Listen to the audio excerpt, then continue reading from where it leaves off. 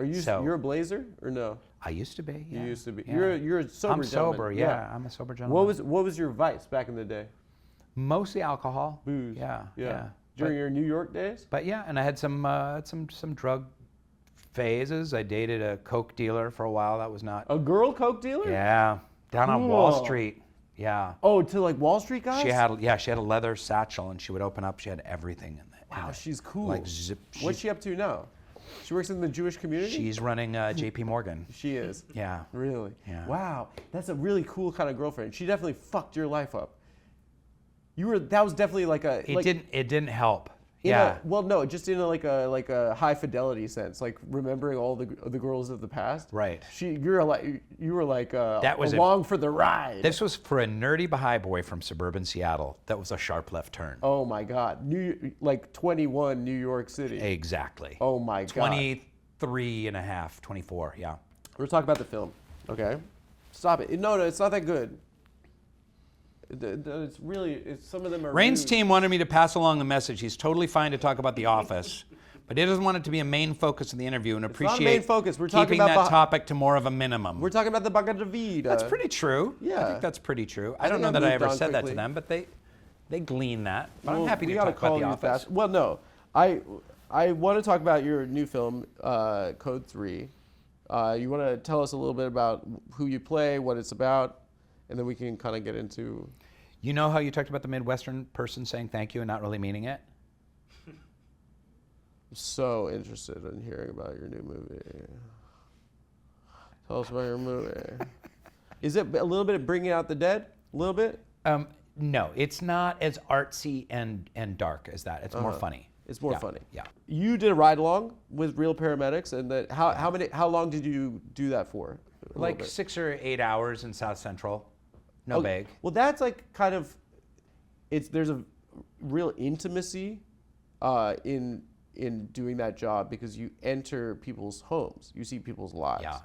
and you see And people's you're riding with them in the back of an ambulance to a hospital for right half an hour. in moments of crisis. Yeah. Right. You see like a son become the man of the house. You see people in their the worst They've moments pissed of their their lives. pants or they've got vomit on them. Yeah. And then you also see the different ways that people live, right? Yeah. And you see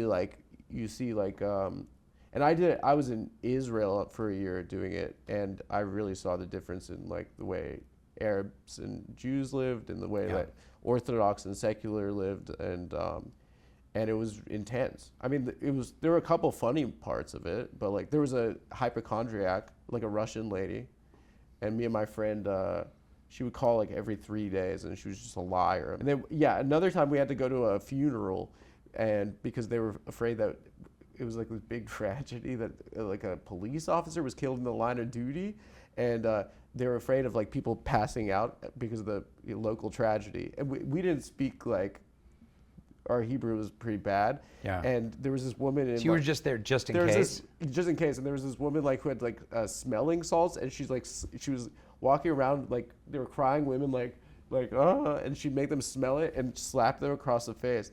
And they had me and my friend Matt behind the rabbi giving the eulogy, and we were just watching this lady just slapping other women in the face. That's insane. And we were trying as hard as we could not to laugh. Oh my God. It was the hardest I've ever, like, I was like about to pee my pants at a funeral. But you know what? They should have every 19-year-old be a paramedic for a while. No, because it's not. It's yeah, they should. You really see, like, Yeah. I mean, like, you really see people in moments of extreme crisis. Yeah. And Mostly at their worst and occasionally at their best, I imagine. Yeah, and you see humanity rising through the ashes. Exactly. You see how families are immediately reshuffled and reorganized, and like, wow, it's a doctor sees the end result. This is like there's a real personal, intimate aspect to it. And I think I was maybe a little too young. I think it was like a little bit like intense, and I think like. Well, this is what Code 3 deals with, is kind of the mental health ramifications of these frontline workers and EMS workers who are paid essentially minimum wage, maybe a little bit more, that we entrust to save our lives. In the movie, we tried to make it a comedy. It is a comedy. It's very funny. It's a very good movie. I hope you'll see it. And I really do mean that. audiences are loving it, and the EMS frontline worker community are loving this movie. They feel like they're like This is like their heard, story. Yeah, but It's it so deals rare with to that. it's so rare to do a movie that's like funny, entertaining. If you want to just go watch an action comedy and eat popcorn, that's great. But it also is like about something, and it really is about looking at the underbelly of the American healthcare system, and how these poor people, we're paying essentially minimum wage, and we're entrusting them to save our lives. And also, it costs like $8,000. Yeah, and then you get your bill from the hospital, or like something more than for that, 10 or 20 grand, and it's just all fucked up. But I did ride-alongs with the fire department in South Central LA, and that was fascinating because down there, there's no healthcare. I mean, they've shut down all the hospitals because all the hospitals are owned by conglomerates, and they're like, this South Central hospital's not making us any money. They shut it all down. There's no walk-in clinics. There's no like, It's like a food desert for hospitals. yeah, for healthcare, and there's barely any doctors. And fucked up. so they call 911 for everything, the people down there, because they kind of have to.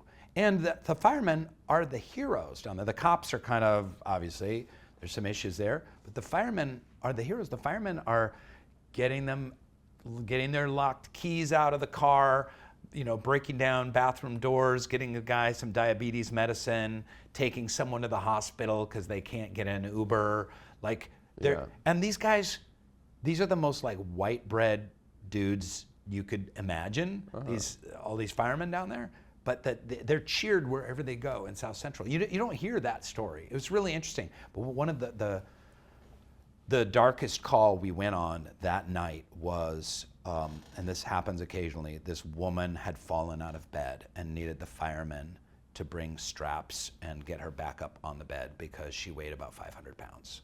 So they needed like 4 hardy men to kind of get her back up on the bed. The family couldn't do it. That was really intense. And but that's the kind of work that they were doing. But you're right, you're going into people's homes. Every day, too.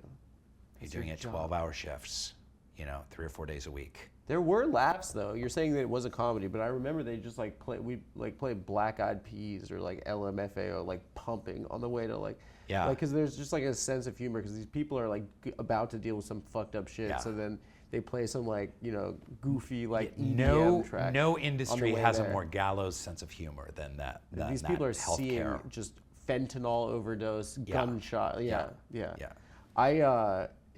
Telling that story I think is very worthwhile, and I haven't really seen that story told very much. And like from my experience, it's like that seems like an incredibly worthwhile and noble thing to depict. And with that, my job here is done. Bye. Bye. Is that what I sound like? No, that's your imitation of a Jew circa 1000 BC. Moses, why do you go up to the mountain for? And then I went to bed with her. She was a fabulous woman, and I went to bed with her. And she was my analyst. How do you deal with the Woody Allen of it all? Do you still watch Woody Allen movies? 100%. Yeah? He's the best. One of the best ever. Even the bad ones? You watch them all? I watch every single one. Yeah. What's your favorite? Oh, Annie Hall is my favorite. But there's so many. I watched this weekend. You did this weekend? My old friends. Yeah. Yeah. Now, what about the cancellation and the thing and the whole thing? I don't know. I mean, it's a movie. Ronan Farrow and I don't know. I mean, it's a movie. I'm right? asking you if generationally, because I don't know. I know where I stand on it, which I'm the same way. I'm like, it sounds listen, if we're going to separate the art from the artist, we're not going to listen to Beethoven because he fucked his 7th daughter, or we're not going to listen to, I don't know, Chopin because he was a racist, and we're not going to. Caravaggio is a murderer. Yeah. How do you differentiate that? It's a really tricky moral argument. Well, it's really it tough. also just seems like it's this horrific thing that I don't know. I don't know. Yeah, and it's also very he said, she said, and doesn't seem like there's damning evidence of I don't. Am I the one to adjudicate it? I mean, I think that we have this notion of Well, Roman Polanski was adjudicated. Would you watch Chinatown? I watched Bitter Moon the other day. So good. Have you seen it? No. What's it called? So horny. Bitter Moon? Yeah, the one where they're on a cruise ship. Yeah. No. There's a milk scene. It's one of the sexiest scenes I've ever seen. in a Sign movie. me up. Bitter Moon. Yeah, you gotta watch it. How do you adjudicate it then? I watch the art because I just feel like we're gonna get in a bunch of trouble if we're gonna try and like cancel the art made by people who are racist, sexist, abusive, whatever. I'm not sure how to play that one out, and maybe we'd love to hear from you in the comments section if you have ideas about. What's your favorite Wagner? Yeah, exactly. Yeah. De Guvenden. Yeah, I like the Tannhauser. Tannhauser? The what do you call it? The Epic. epic one. Yeah. Yeah, what's it called? The Flight of the Valkyries? No, that's played out, dude. Yeah. That's hack. Yeah.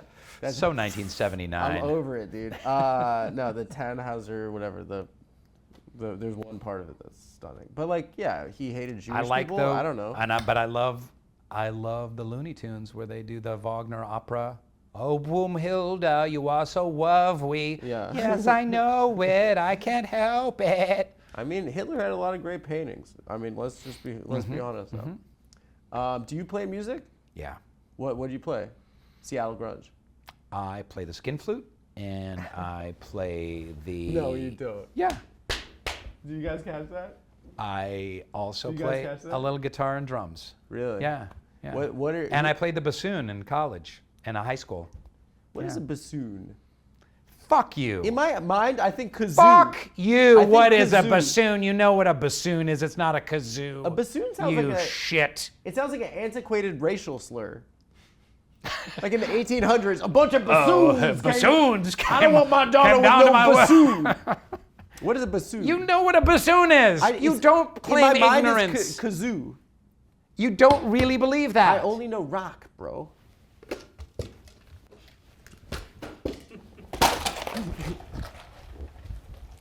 Rainn Wilson, everyone. Hollywood legend.